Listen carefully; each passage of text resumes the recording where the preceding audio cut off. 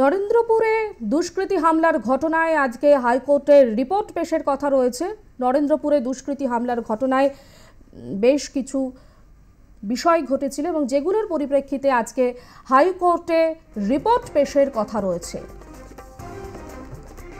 Narendrapur Balarampur MN বিদ্যা মন্দিরের শিক্ষক শিক্ষিকাদের স্কুলে ঢুকে দুষ্কৃতীদের মারধরের ঘটনায় কলকাতা হাইকোর্ট মামলায় রাজ্যের রিপোর্ট জমা আদালতে।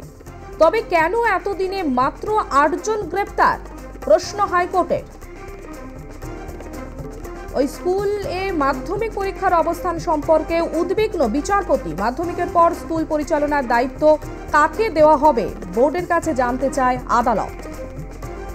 নরেন্দ্রপুর বলরামপুর এমএন বিদ্যা মন্দিরের শিক্ষক শিক্ষিকাদের স্কুলে ঢুকে দুষ্কৃতীদের মারধরের ঘটনায় কলকাতা হাইকোর্ট মামলায় রাজ্যের রিপোর্ট জমা আদালতে। তবে কেন এতদিনে মাত্র ৮ জন গ্রেপ্তার, প্রশ্ন হাইকোর্টে।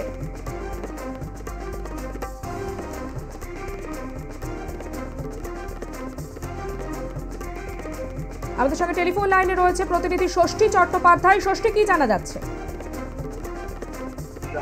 দেখো, তুমি জানো যে এই নরেন্দ্রপুর মাধ্যমিক স্কুলে যেভাবে শিক্ষকদের ওপর হামলা করা হয়েছে, এই ঘটনায় কলকাতা হাইকোর্ট উদ্বিগ্ন প্রকাশ করেছে এবং যেভাবে শিক্ষকদের একেবারে স্কুল চলাকালীন যেভাবে মারধর করা হয়েছে, এই ঘটনায় রাজ্যের কাছে রিপোর্ট তলব করা হয়েছিল এবং রাজ্যের পক্ষ থেকে আজকে তারা রিপোর্ট দিয়েছে।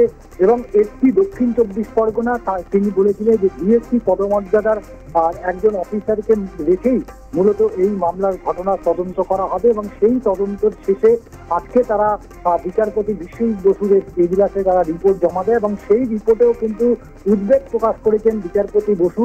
এবং যেখানে ৮ জন, অর্থাৎ মামলার শুরুতেই যেখানে রাজ্যের পক্ষ থেকে তারা আদালতে দাবি করেছিল যে ৮ জনকে ইতিমধ্যেই গ্রেপ্তার করা হয়েছিল, কিন্তু এখনো পর্যন্ত ঘটনার এতগুলো দিন কেটে যাওয়ার পর এফআইআরে যাদের নাম ছিল সেই অভিযুক্তদের এখনো পর্যন্ত গ্রেপ্তার করতে পারেনি পুলিশ, যা নিয়ে প্রশ্ন তুলেছেন বিচারপতি বিশ্বজিৎ বসু। এবং তার পাশাপাশি মাধ্যমিক পরীক্ষা যেহেতু চলছে, আজকে ৩য় দিন এবং যেখানে ইতিহাস পরীক্ষা চলছে, সেই জায়গায় দাঁড়িয়ে বিচারপতি এও জানতে চেয়েছেন যে বর্তমানে স্কুলের সার্বিক কি পরিস্থিতি এবং সেখানে আর করে এই ধরনের অশান্তির ঘটনা ঘটার কোনো চান্স আছে কিনা।